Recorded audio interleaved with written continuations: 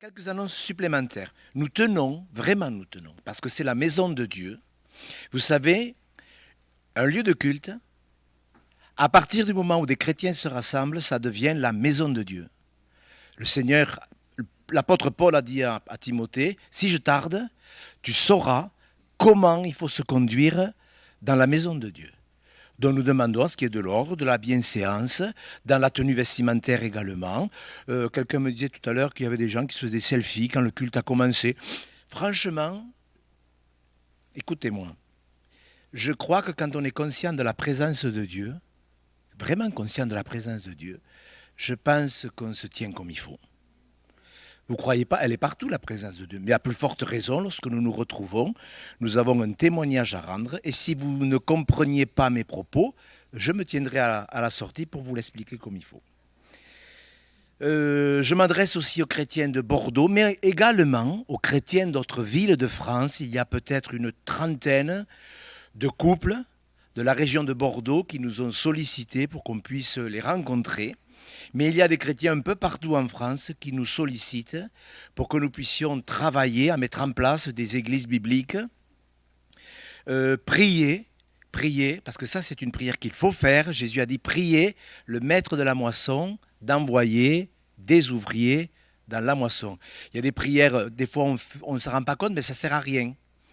Mais il y a des prières qu'on doit faire, de prier le maître de la moisson pour que des ouvriers se lèvent. Et je suis très heureux de vous retrouver. Je l'avais marqué parce que vraiment, je suis heureux de vous retrouver. Merci d'avoir prié pour moi. C'est vrai que je l'ai bien vécu parce que bon, de toute façon, c'est comme ça. Mais j'ai pris encore plus de temps et pourtant j'en prends. Et j'en prends du temps. Mais j'ai pris encore plus de temps pour réfléchir, pour méditer, pour demander à Dieu qui m'éclaire sur sa parole, sur des choses que je connais déjà ou des choses que nous avons besoin d'apprendre ou de réapprendre. Vous êtes d'accord qu'on peut avoir besoin de réapprendre des choses? Alors nous allons ouvrir le Saint-Livre et nous allons faire une lecture. Il y a des lectures qui paraissent simples. Nous allons lire une parabole que Jésus a donnée dans Luc au chapitre 13 et au verset 6. Vous m'entendez parce que moi je n'entends pas. Je ne sais pas si on peut mettre un peu de retour, mais je n'entends rien. À part, si vous l'avez enlevé, ouais, je ne m'entends pas du tout. Si ça doit déranger, non. Non, c'est pas la peine. C'est pas la peine. Mais c'est vrai, quand on a l'habitude de s'entendre, c'est très agréable. Luc chapitre 13, verset 6. C'est Jésus qui donne une parabole. Elle fait quelques lignes, mais je voudrais que vous écoutiez bien. Beaucoup de chrétiens sont légers et c'est la raison pour laquelle ils ne font pas de progrès. Et regardez bien cette parabole. Luc chapitre 13, verset 6. Il dit aussi cette parabole. Un homme avait un figuier planté dans sa vigne. Il vint pour y chercher du fruit et il n'en trouva point. Alors il dit au vigneron, voilà 3 ans que je viens chercher du fruit à ce figuier, et je n'en trouve point. Coupe-le. Pourquoi occupe-t-il la terre inutilement? Le vigneron lui répondit, Seigneur, laisse-le encore cette année. Je creuserai tout autour, et j'y mettrai du fumier. Peut-être à l'avenir donnera-t-il du fruit, sinon tu le couperas. Amen. Voilà une courte parabole que Jésus a donnée. Alors, comme je l'enseigne aux pasteurs que je forme, on peut toujours se poser la question, pourquoi Jésus a-t-il donné certains enseignements? Si c'est dans le canon des Écritures, c'est qu'on en a tous besoin. Mais qu'est-ce que Dieu veut que nous apprenions au travers de cette parabole? Donc, regardez le contexte dans lequel a été donnée cette parabole. Regardez bien. Jésus donne une parabole, mais regardez le contexte. C'est très facile à comprendre quand on étudie le contexte. Le contexte, donc, verset 1er. Vraiment, c'est important le contexte dans la Bible. En ce même temps, quelques personnes qui se trouvaient là racontaient à Jésus ce qui était arrivé à des Galiléens dont Pilate avait mêlé le sang avec celui de leur sacrifice. Il leur répondit, Croyez-vous que ces Galiléens aient été de plus grands pécheurs que tous les autres Galiléens parce qu'ils ont souffert de la sorte? Non, je vous le dis. Mais si vous ne vous repentez, vous périrez tous également. Ou bien, ces 18 personnes sur qui est tombée la tour de Siloé et qu'elle a tué, croyez-vous qu'elles aient été plus coupables que tous les autres habitants de Jérusalem? Non, je vous le dis. Mais si vous ne vous repentez, vous périrez tous également. Amen. Et c'est là que le Seigneur Jésus donne cette parabole que nous venons de lire sur ce figuier au milieu d'une vigne qui ne sert à rien.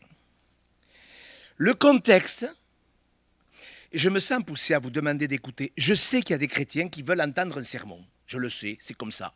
Ils veulent entendre un sermon, ils sont contents.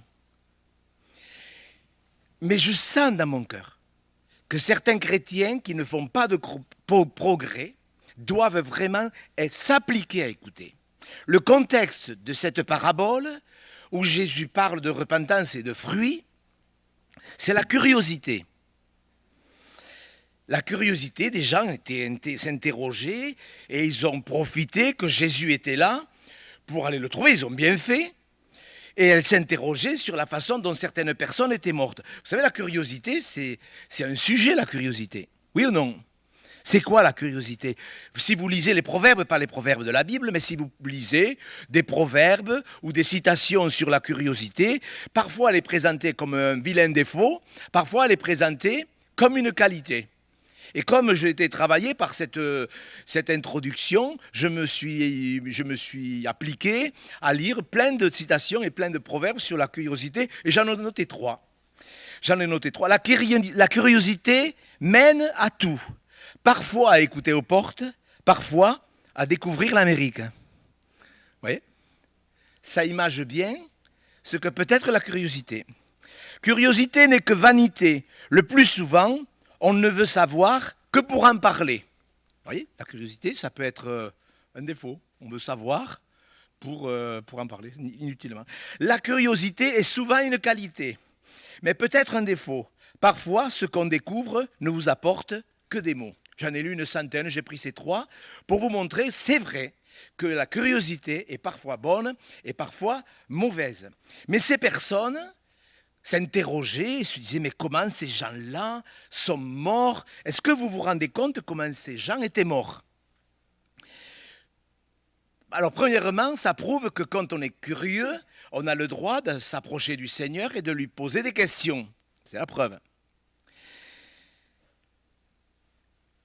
Si Jésus a répondu à cette curiosité, c'est qu'il veut, écoutez bien, frères et sœurs, je vous assure, il faut bien écouter. Il veut que nous connaissions sa pensée. Nous posons des questions par rapport à ce que nous voyons dans le monde. Nous pouvons nous poser des questions par rapport à ce que nous voyons dans le monde. Et nous pourrions, d'ailleurs, demander du discernement. Quand je vois comment certains chrétiens parlent par rapport aux choses qui se passent dans le monde, par rapport à ce qui se passe au niveau politique, c'est la preuve qu'ils n'ont aucun discernement. Et on doit demander à Dieu du discernement. Alors que vous n'ayez pas du discernement pour les choses du monde, ce n'est pas très très grave.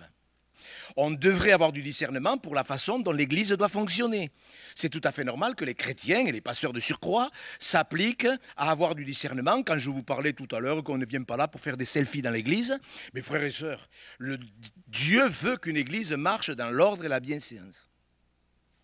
Que vous n'ayez pas trop de discernement pour ce qui concerne l'Église si vous n'êtes que de simples chrétiens, c'est pas trop grave.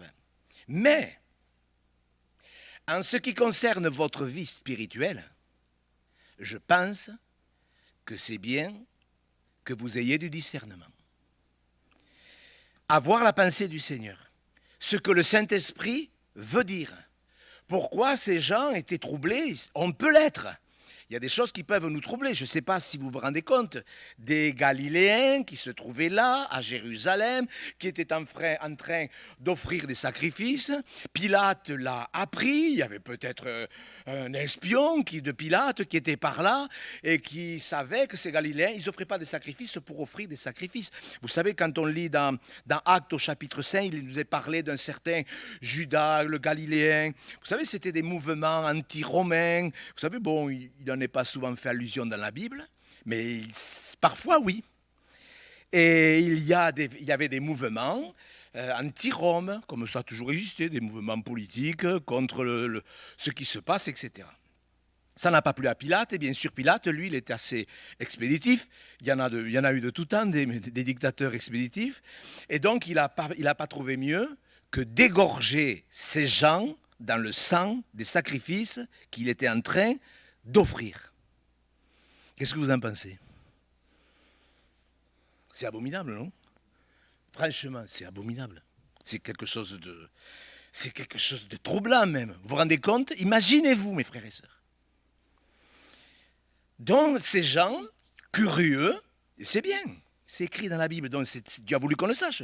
Il y a plein de choses qui se sont passées du temps de Jésus.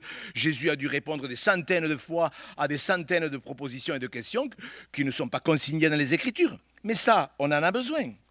Donc, les gens voulaient savoir ce que Jésus pensait.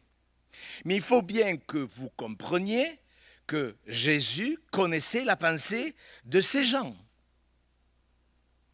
Dieu, il connaît notre pensée. Il connaît ce matin, ces jours-ci, ce que vous êtes en train de penser.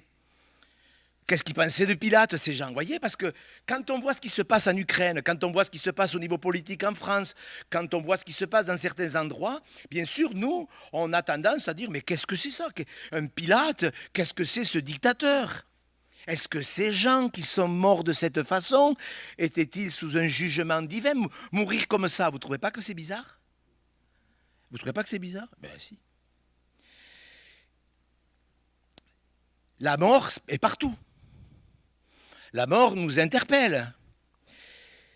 Et Jésus va leur parler.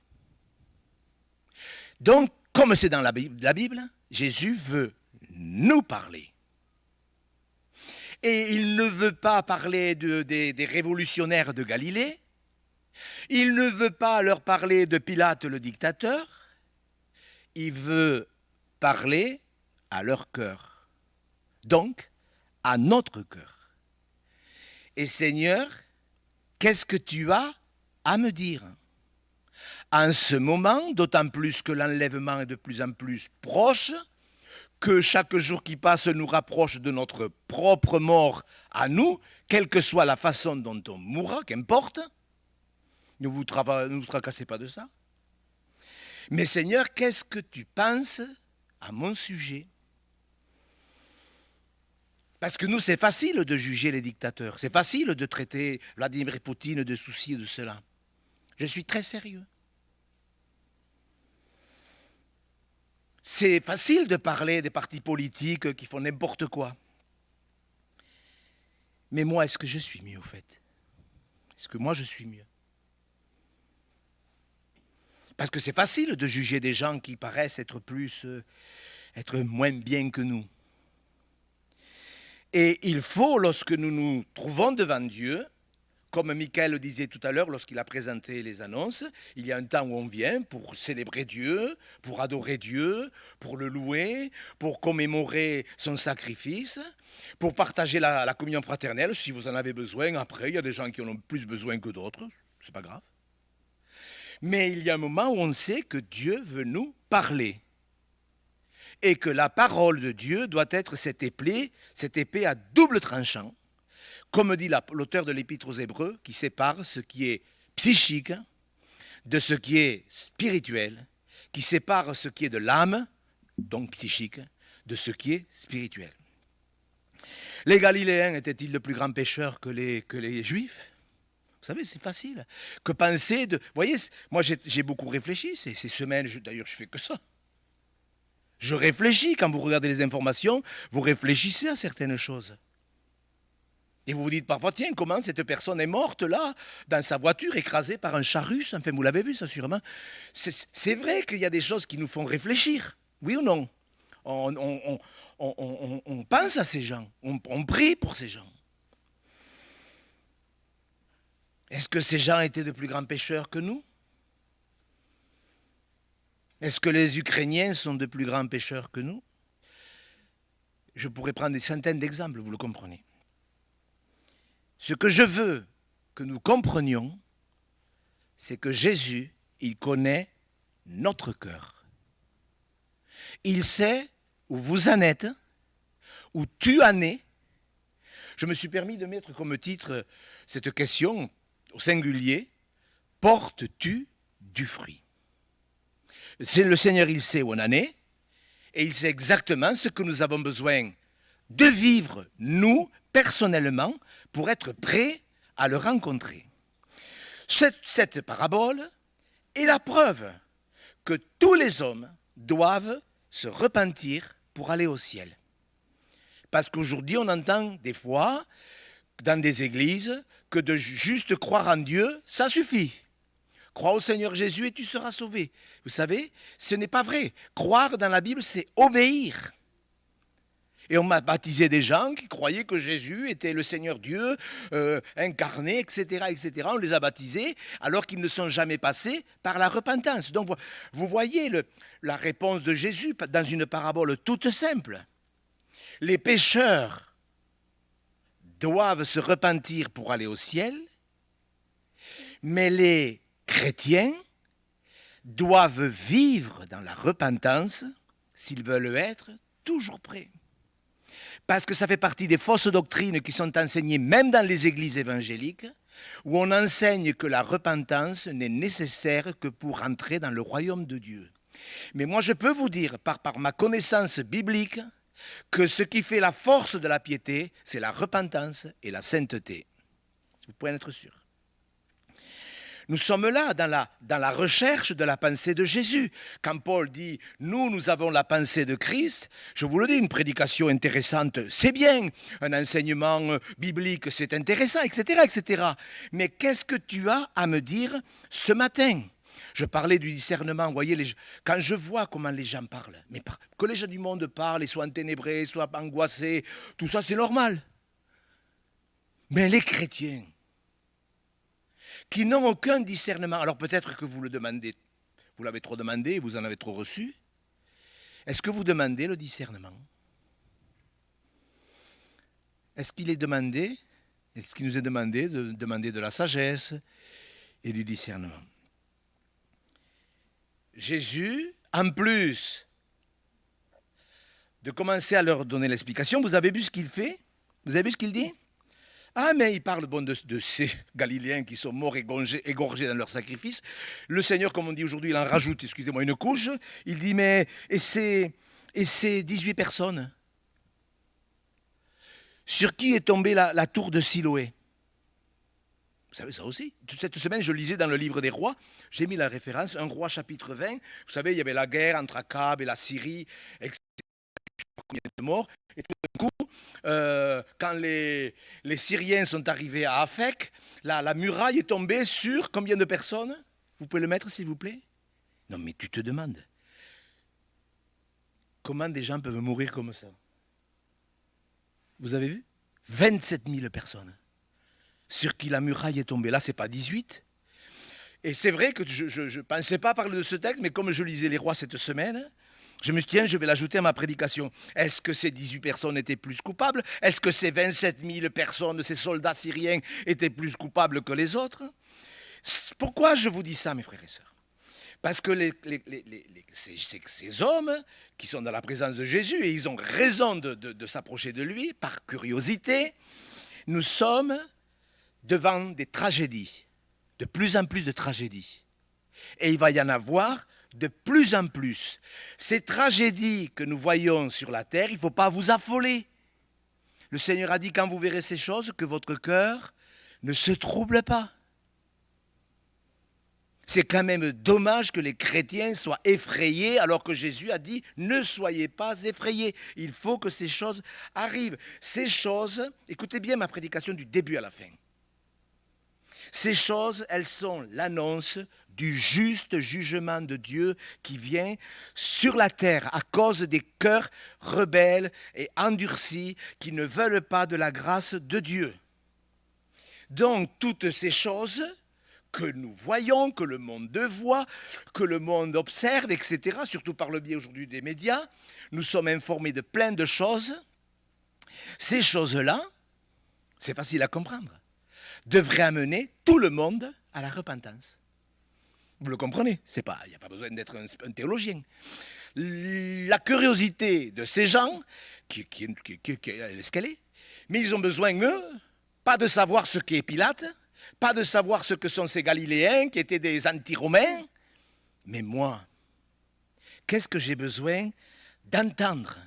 C'est vrai que nous avons tendance à juger les autres, à nous occuper du péché des autres.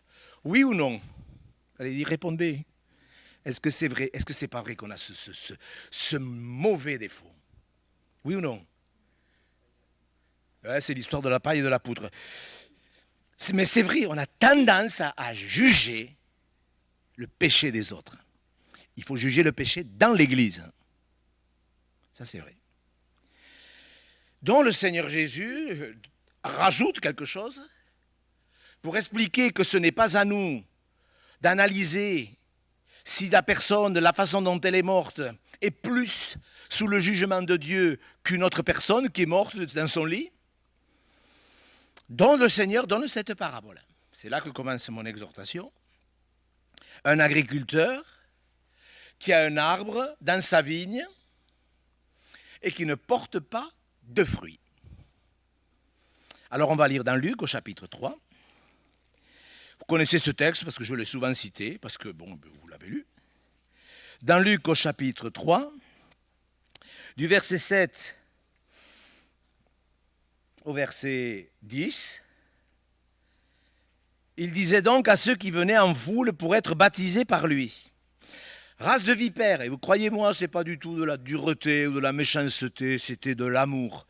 Parce que quand le Seigneur nous traite de vipères, avec, vous savez, la vipère qui a une langue fourchue, c'est que quand on a deux langages, ben, c'est pour nous. Voilà. Si vous avez deux langages, cette prédication, elle est pour vous. Race de vipères qui vous a appris à fuir la colère à venir, produisez donc des fruits dignes de la repentance. La repentance, mes frères et sœurs, c'est pour ça que j'ai pris ce texte. La repentance qui ne produit pas des fruits, ce n'est pas de la repentance, c'est des regrets. On peut regretter quelque chose, le résultat c'est qu'on recommence, et on recommence, pardon Seigneur, je me repens, ce n'est pas de la repentance. La repentance, elle produit des fruits. Produisez donc des fruits dignes de la repentance, et ne vous mettez pas à dire en vous-même, nous sommes évangéliques, nous sommes bibliques, etc. Verset 9. Déjà même la cognée est mise à la racine des arbres. Tout arbre donc qui ne porte pas de bons fruits sera coupé et jeté au feu. Et regardez la réaction, la foule l'interrogeait disant: que devons-nous faire, etc. Et plusieurs ont posé la question: que devons-nous faire? Mes frères, mes sœurs, nous sommes dans la présence de Dieu. Nous sommes devant sa parole. N'oubliez pas qu'il a créé le monde par sa parole. Nous sommes devant sa parole, nous savons qu'un arbre doit porter du fruit. C'est une parabole, en vérité, qui est très sévère. C'est vrai. Moi, j'en ai parlé, je crois, qu'une fois en 38 ans de ministère. Et c'est pendant mon temps où j'étais couché sur mon lit à cause de ma douleur que je me suis dit, tiens, je vais méditer cette parabole parce que je ne l'ai jamais bien travaillée. Et je me suis rendu compte qu'on peut réfléchir sur cette parabole suite à ces remarques des croyants. Un arbre qui occupe la terre pour rien. Dieu m'a mis sur la terre, je ne sais pas quel âge vous avez, 26 ans, 40 ans, 50 ans, 86, non, 7 l'âge, c'est vrai, on a chacun notre âge, Dieu nous a fait naître, il y a un temps pour naître, il y a un temps pour mourir. Sérieusement, on est tous devant le Seigneur, on n'est pas là en pensant à un tel, à lui, à ma femme, à mon mari, à mes enfants. Non, je voudrais que nous soyons seuls devant Dieu. Et que nous disions, mais tiens, j'occupe la terre, est-ce que... Oui, hélas, il y a des gens qui, Dieu dira, tu as occupé la terre inutilement. Il y a plein de pécheurs, ils auront utilisé la terre, ils seront venus pour rien. Mais nous, les chrétiens, ça nous fait réfléchir. Tiens, est-ce que je suis utile? Si je suis utile, qu'est-ce qui va se passer? Si je suis inutile, qu'est-ce que Dieu va faire? Deux choses. Un pécheur qui n'est pas passé par la repentance est un homme stérile. Il faut bien le comprendre. Écoutez-moi bien. Il y a les pécheurs et il y a les chrétiens. Mais un chrétien, écoutez frères et sœurs, un chrétien qui ne vit pas dans la repentance ne porte pas de fruits. Vous avez remarqué que dans les lettres aux églises, le Seigneur dit presque à toutes les églises, repens-toi et je te donnerai. Même à une église qui est morte, même qui a dans son sein le trône de Satan, enfin, je veux dire, ça craint. Hein. Ça craint, ça craint. Là où tu es est le trône de Satan. Et Dieu dit, repens-toi et je te bénirai. Donc la repentance réhabilite dans n'importe quel cas de figure. Vous pouvez dire amen. Hein. Merci Seigneur, comme vous voulez. Mais un chrétien qui n'est passé par la repentance que le jour de sa conversion et qui depuis a dit, bon maintenant moi je n'ai pas besoin de passer par la repentance parce que notre pasteur nous a dit que la repentance c'était pour entrer dans le royaume de Dieu et que ça suffisait, eh bien je peux vous dire qu'il vous a trompé. La repentance nous permet de continuer à porter du fruit. Et nous voyons par ce texte, par les textes bibliques, que la repentance est quelque chose d'essentiel. Beaucoup d'églises sont superficielles. Beaucoup d'églises, beaucoup de chrétiens sont superficiels. Oui ou non? Beaucoup de chrétiens n'ont pas de vie de piété, ils ne connaissent pas la sanctification, ils ne s'intéressent pas à la repentance, ils vivent dans le péché, ils essaient de faire des pirouettes avec leur pseudo-piété, mais enfin le problème c'est qu'il n'y a pas de fruit. Jésus l'a dit, il l'a prêché, la repentance et le pardon des péchés sera prêché. Que l'on soit au 1er siècle ou au 21e siècle, dans notre société super moderne, super intelligente et super technique, mes frères et sœurs, la repentance, elle doit être prêchée dans tous les siècles. Dans tous les siècles. Donc, nous qui sommes chrétiens, nous devons nous poser la question, très solennellement, est-ce que je porte du fruit ? Je continue. Est-ce que je porte du fruit? Je ne parle pas des œuvres. Vous savez que dans la Bible, il y a les œuvres justes, ce qu'on appelle les bonnes œuvres, mais je n'ai pas voulu les appeler les bonnes œuvres parce que c'est mal compris, les bonnes œuvres. Donc les œuvres justes des saints. Il y a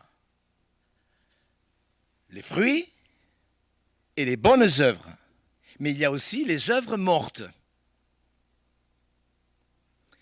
Et beaucoup de chrétiens confondent les œuvres mortes avec le fruit. Je vous donne un exemple qui m'est venu à l'esprit quand j'ai préparé cette prédication. S'il vous plaît, Michael. Oui. Je vous fais déplacer à cause de votre sono là que vous réglez mal.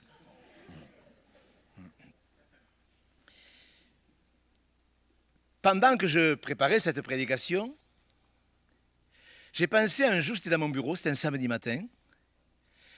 J'étais dans mon bureau et puis tout d'un coup, j'ai entendu quelqu'un qui criait dans l'église.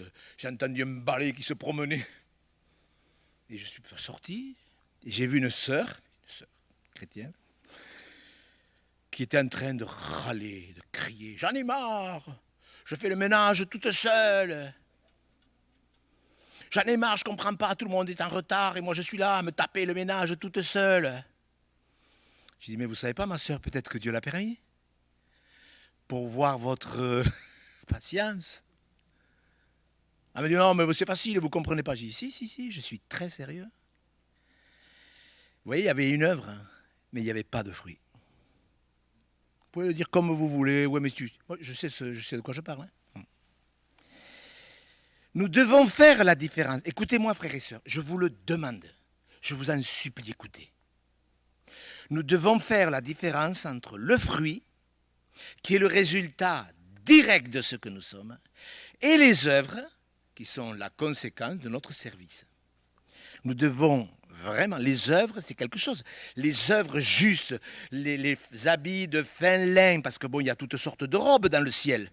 Je ne sais pas si vous avez fait attention, mais il y a des robes blanches, il y a des habits de fin lin, éclatants, purs, parce que le fin lin éclatant, ce sont les œuvres justes des saints. Enfin, vous l'avez lu ça.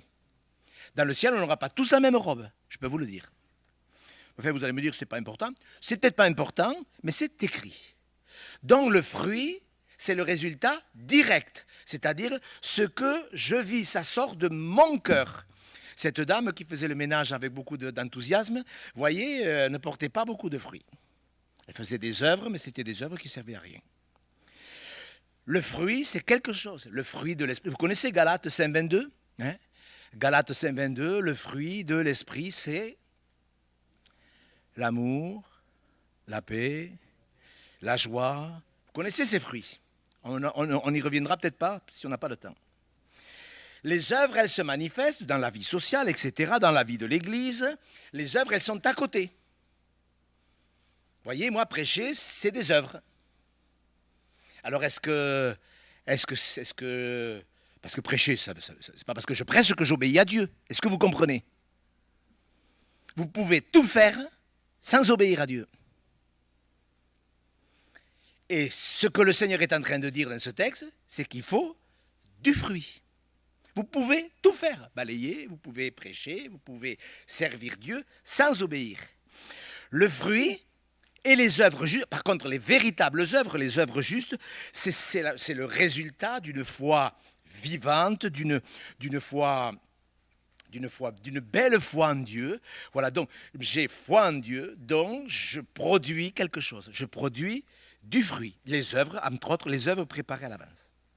Donc ce figuier, là, au milieu de la vigne, c'est un membre de l'Église, et tout d'un coup, le Seigneur porte son attention sur cet arbre, là, au milieu de la vigne.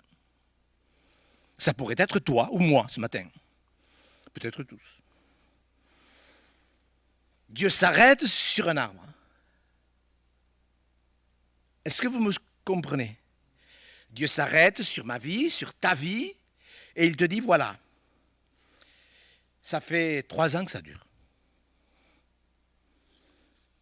Peut-être que ça fait 5 ans. Pourquoi le maître dit, ça fait 3 ans. Dieu sait depuis combien de temps ça ne va pas. Ça veut dire qu'il faut s'arrêter.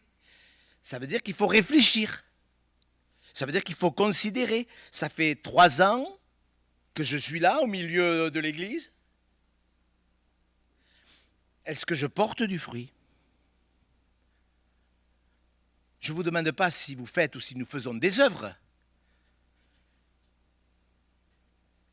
Nous voyons dans cette parabole la déception du maître aussi, parce qu'il faut en parler. Il a patienté 3 ans.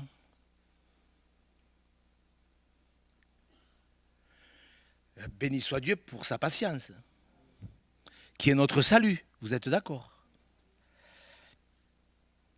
Mais cette patience n'a servi à rien. Vous voyez, c'est bien de dire la patience de Dieu, notre salut, youpi ou alléluia. Ça dépend comment vous réagissez. Mais mes frères et sœurs, si la patience de Dieu ne sert à rien, ça vaut la peine que nous réfléchissions. Il y a dans le cœur du maître de l'affliction, quand vous lisez la parole de Dieu, je ne vais pas prendre beaucoup de temps, mais quand vous prenez la parole de Dieu, nous voyons que nous pouvons attrister le Seigneur, que nous pouvons attrister le Saint-Esprit. Oui ou non? N'attristez pas le Saint-Esprit de Dieu, etc. Que l'animosité, il y a des choses qui attristent Dieu. J'ai pris ce texte dans Ésaïe, au chapitre 5. On pourrait peut-être juste, j'ai eu à cœur de prendre celui-là, j'en ai pris 2. Mais vous voyez, dans Ésaïe, au chapitre 5, on voit, parce que c'est une vigne aussi, voyez, je chanterai à mon bien-aimé le cantique de mon bien-aimé sur sa vigne, ça part bien, mais regardez, mon bien-aimé avait une vigne sur un coteau fertile, il en remua le sol, ôta les pierres, y mit un plant délicieux. Vous connaissez la suite? Vous connaissez la suite? Il bâtit une tour au milieu d'elle. On voit que Dieu fait tout, voyez, tout. Il y creusa une cuve, puis il espéra qu'elle produirait de bons raisins, mais elle en produit de mauvais. Verset 4.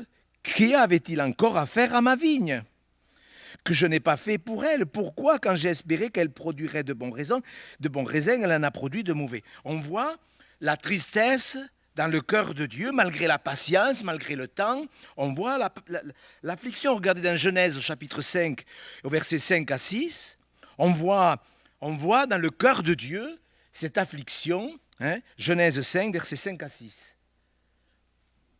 Qu'est-ce qu'il est dit? Que Dieu fut affligé dans son cœur. Dieu fut affligé dans son cœur. Vous êtes trompé de verset? Non? Mais c'est pas grave.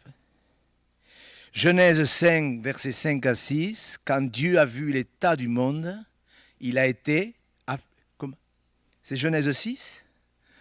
C'est impossible. Vous avez tous une Bible qui ne va pas. Je ne me trompe jamais, Michael, vous auriez dû l'observer. Alors, pour une fois, Genèse 6, il est dit que Dieu fut affligé dans son cœur. Ça fait de la peine quand même. Hein? La suite. L'Éternel se repentit d'avoir fait l'homme et il fut affligé. Dieu savait très bien que l'homme ferait ça. Lucas l'a répété dans les chants. Avant la fondation du monde, Jésus avait prévu de venir donner son sang.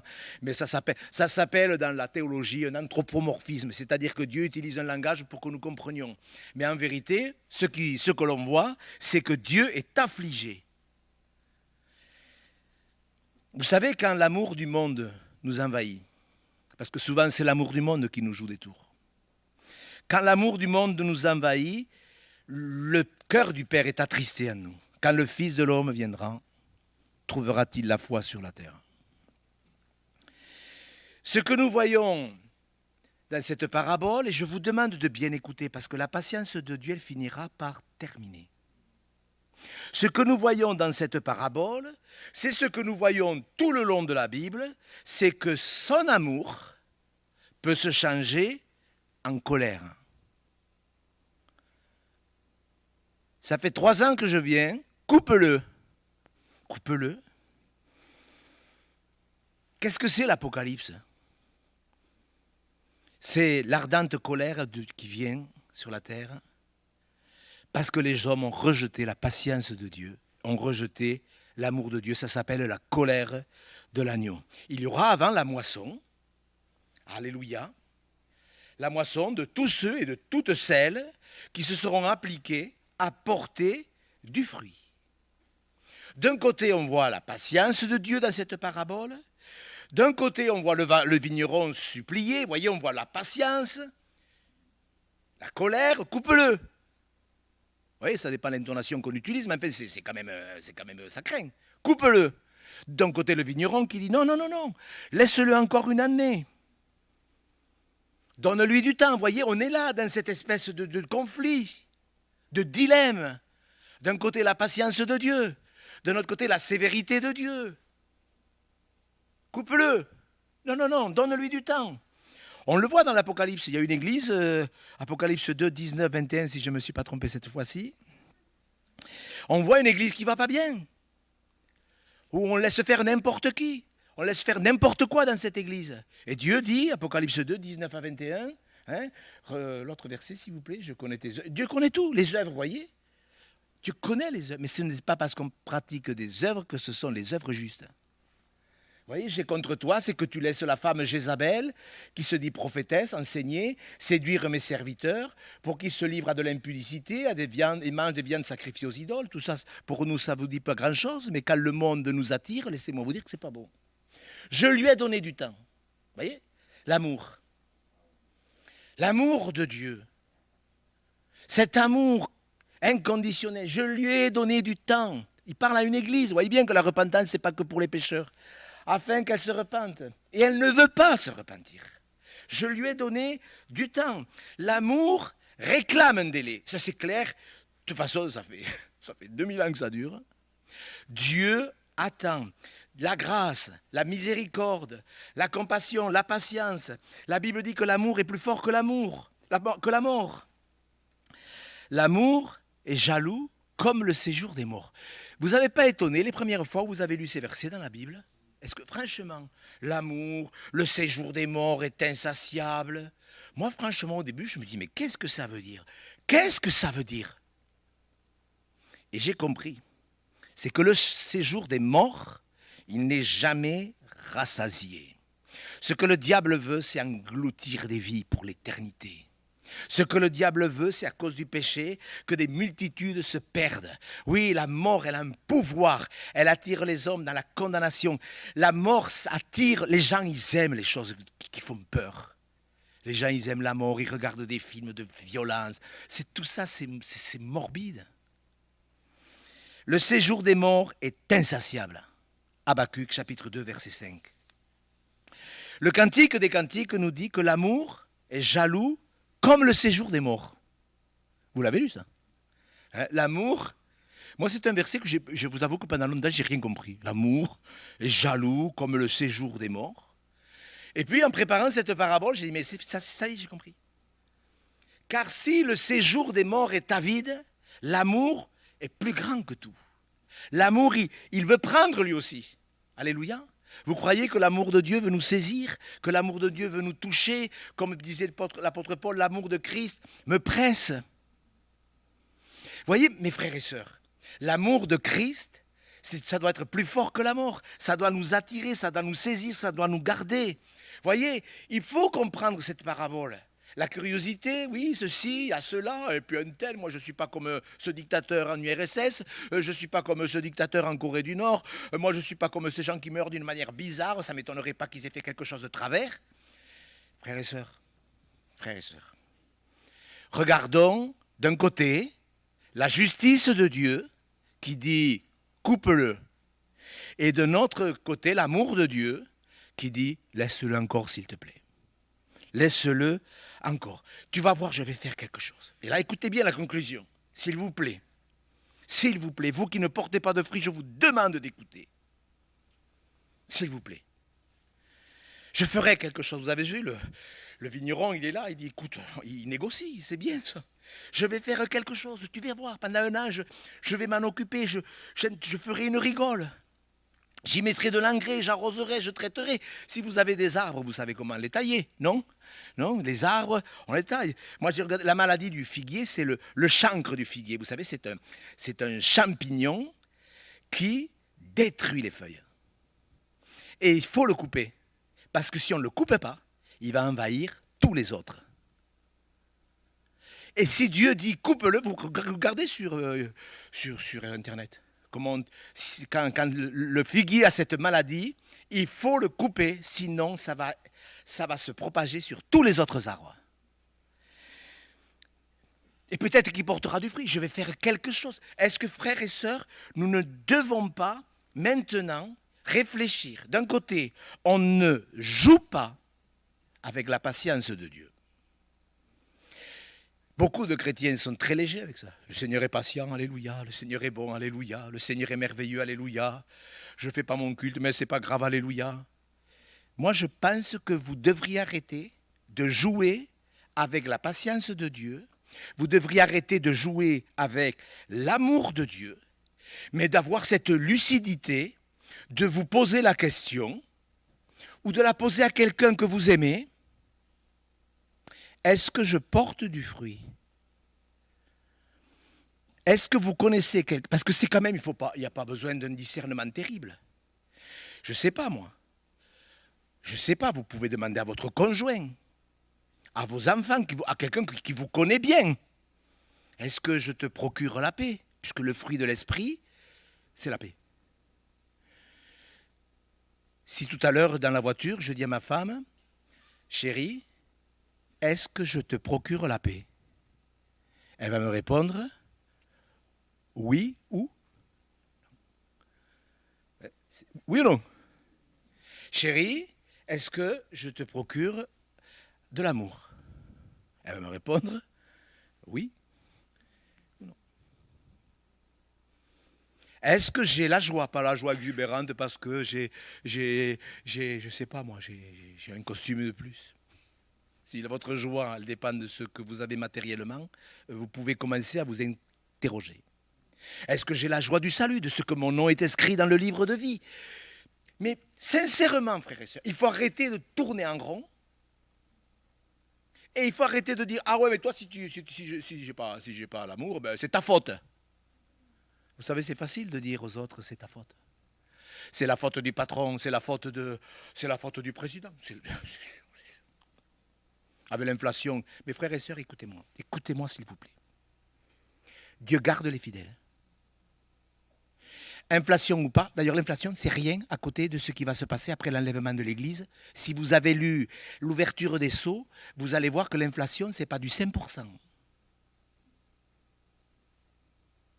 Mais que les chrétiens seront épargnés de ça. Et qu'au contraire, devant ce qui se passe par exemple en Ukraine, je dis un mot parce que je pense que c'est bien. Devant ce qui se passe en Ukraine, nous devrions au contraire être pleins de reconnaissance et dire Seigneur, tu vois, sur ma maison il y a ta bénédiction. Je ne sais pas si vous avez à manger. Si vous avez un toit, vous avez vu quand Dieu enlève la bénédiction sur un pays, comment ça se passe? Non mais sérieusement, vous voyez, je parlais du discernement par rapport aux choses du monde. Bon, je ne pensais pas en parler.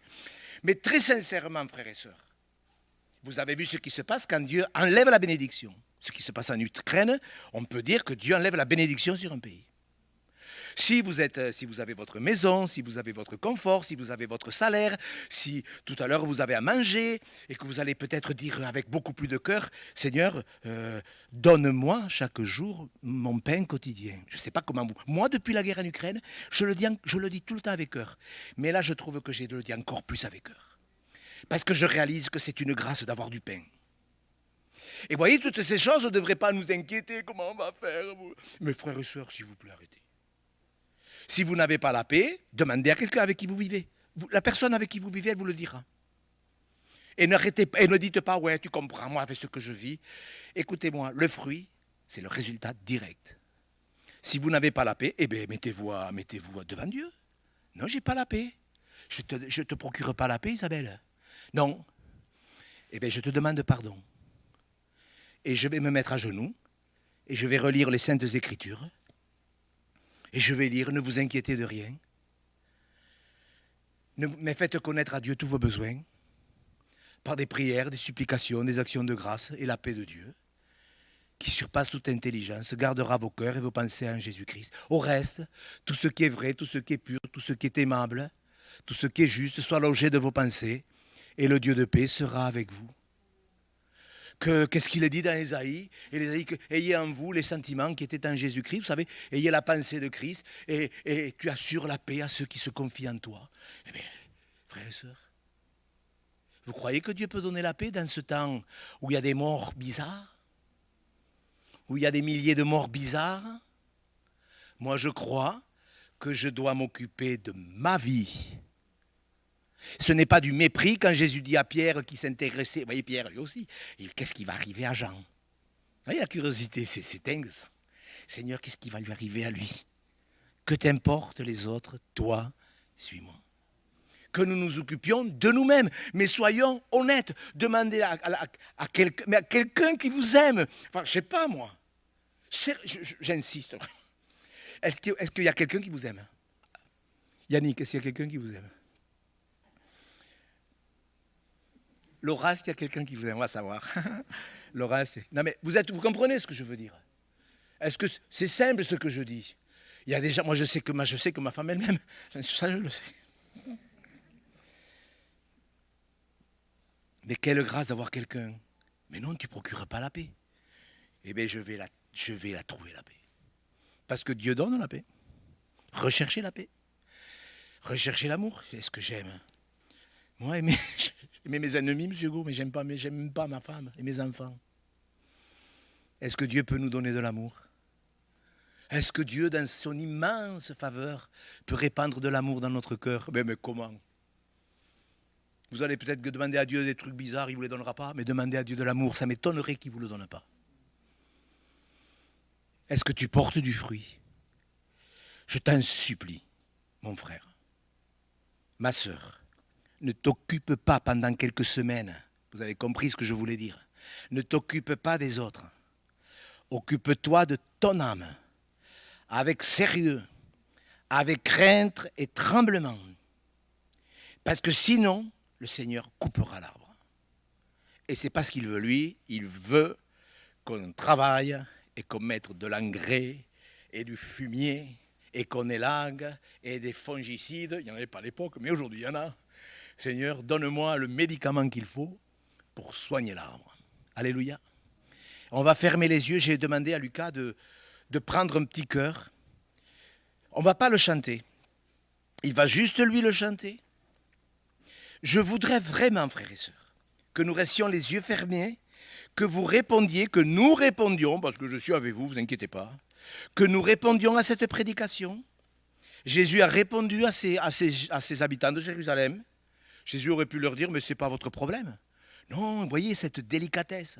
Il a pris le temps de leur dire, voilà, et c'est 18 personnes, et moi j'en rajoute, et c'est 27 000 personnes. On peut en rajouter, ça ne sert à rien en vérité. Mais à un moment donné, je dois me placer devant notre Seigneur et dire, Seigneur, est-ce que je porte du fruit? Et je vous demande, si vous avez quelqu'un qui vous aime, de juste lui poser la question et de ne pas argumenter. Vous lui demandez juste, est-ce que je te procure la paix? S'il vous dit non, ne commencez pas à vous justifier. Si vous vous justifiez, vous n'aurez jamais besoin de pardon de toute façon.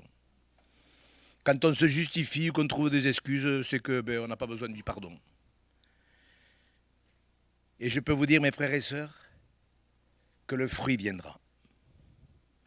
Allez vers quelqu'un que vous aimez vraiment. Je le répète, allez vers quelqu'un que vous aimez vraiment, qui vous aime vraiment, et qui ne va pas vous raconter des histoires, qui vous dira oui ou non, d'ailleurs que votre oui soit oui, que votre non soit non. On est honnête dans l'église du Seigneur. Alors, je vais prier, et après ce chant, après cette prière, mon fils Lucas va prendre ce cœur, c'est le sauveur de mon âme, c'est le Seigneur de mon âme. Est-ce que Jésus est ton sauveur? Est-ce que Jésus est ton Seigneur? Si c'est le cas, si vraiment Jésus est ton Seigneur, dans ton cœur, demande-lui de l'aide.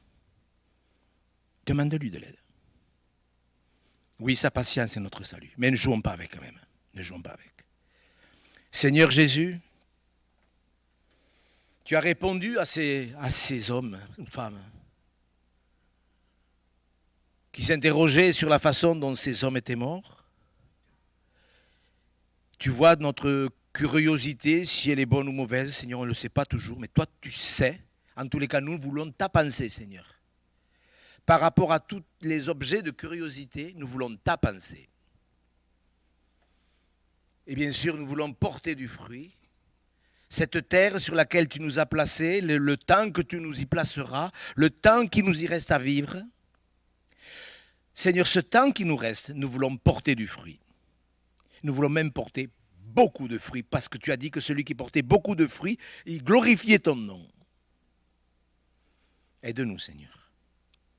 Aide-nous. Restons recueillis, frères. Pendant ce chant, Lucas va le chanter, je pense, 2 fois. Après, on le chantera tous ensemble. Mais pendant les 2 fois où il va le chanter, restons recueillis. Demandons-lui pardon. Demandons-lui pardon de nous inquiéter, d'avoir peur. Parce qu'au boulot, les gens, ils ont peur. N'ayez pas peur. Dieu garde ses enfants. Et l'inflation qu'il y a n'est rien à côté de ce qui va arriver après l'enlèvement. Alors soyons prêts pour l'enlèvement, frères et sœurs.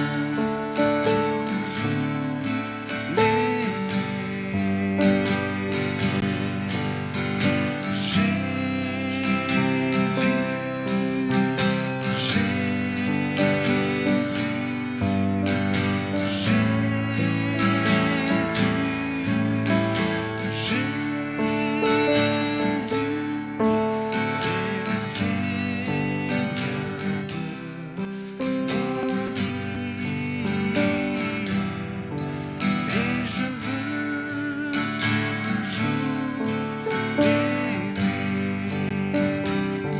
C'est le Sauveur. C'est le Sauveur de mon âme, mon Jésus, mon Jésus. C'est le Sauveur de mon âme, et je veux toujours aimer.